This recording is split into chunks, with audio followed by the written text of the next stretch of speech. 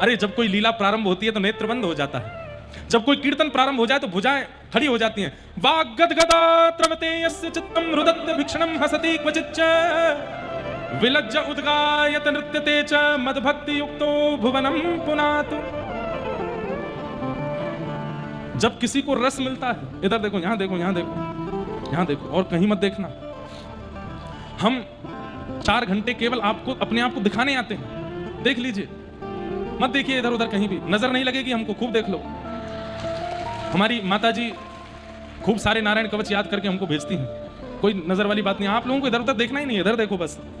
4 बजे से पहले पूरी दुनिया देखिए, 7:30 बजे के बाद पूरी दुनिया देखिए, 4 से 7:30 बस हमको देखिए, भागवत जी देखिए, यहाँ देखिए, बस, और कहीं नहीं देखना। चाहे कुछ हो जाए, ये सारी आपकी परीक्षाएं होती हैं, बीच में फुब्बारे चलते हैं, कभी ये हेलीकॉप्टर उड़ जाता है, कभी कहीं से कुछ गिरने लगता है, ताकि आप लोगों का मन इधर उधर जावे।